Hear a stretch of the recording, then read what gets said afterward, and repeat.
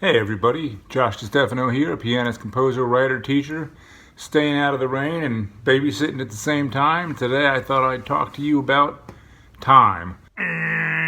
Boring. No, we're going to talk about how I discovered a major deficiency in my own playing, also known as how I learned to stop sucking and love the metronome. But before we do that, if you're new to the channel, please think about subscribing and bing, ringing that bell. So I was watching some of my first videos on time, Improving Your Time series. Nobody was really watching them. And I went back and looked at them and realized this is clearly because they're quite boring and I didn't really know what I was doing, so they're pretty dry. And I told this to my wife, and usually she would be all on board with agreeing that I was boring. But she didn't. She said, well, maybe people just don't know that they need to improve their time. And I thought about it, and I thought, yeah, that's probably true. Because in music, like with just about anything else, you don't know what you don't know. And the more you learn, the more you realize how much you really don't know. Learning music is like climbing a mountain. When you're at the bottom, you see that first hill, and you think, oh, if I can just get to the top of that, I'll have it down. And when you get to the top of that hill, you realize that was just a little ledge at the beginning. Now there's another hill. And when you get to the top of that next one, it's another hill. And at some point you get high enough that you realize there is no top. It just keeps going and going and going and going and going. When I was first in the Army at my first band, we were playing this tune with the rock band. It was called Walking on the Sun by Smashmouth. And it would start with this bass thing. Doop, doop, boop, doop. That's not it. That's Michael Jackson. Anyways, it would start with this bass lick that wasn't on one. I think it started off a two. Then I would come in with this, but I couldn't flip it in my head. Wherever the bass started playing, because that was the first thing I heard, I immediately associated it with one.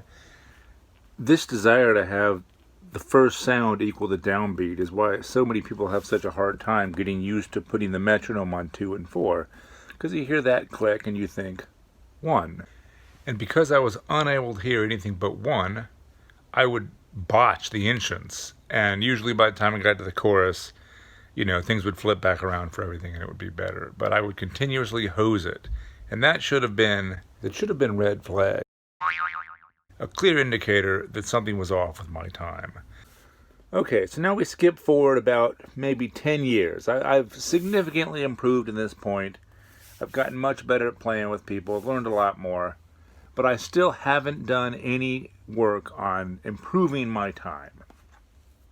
And so I'm playing this tune by the Yellowjackets called Less Is More. It's a big piano intro. It goes on for, 30 seconds or so.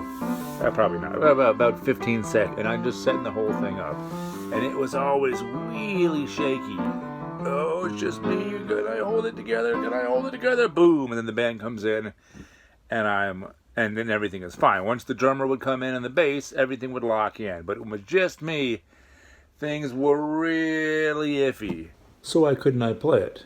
I was playing the notes right, I was playing the rhythms right, it just didn't feel good.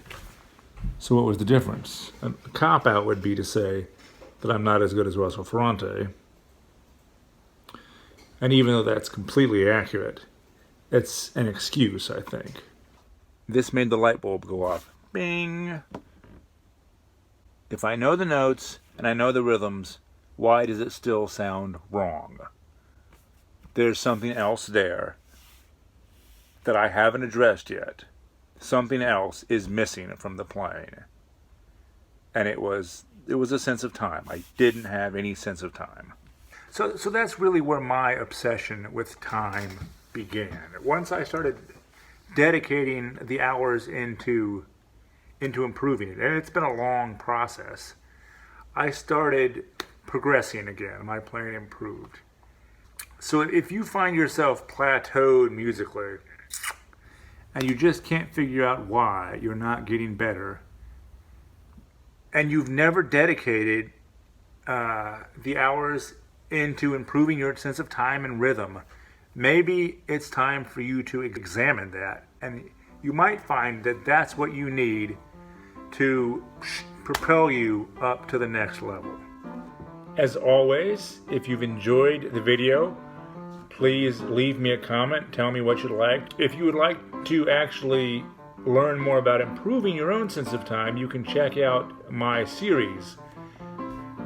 Granted, the videos are a little dull, but the information is sound.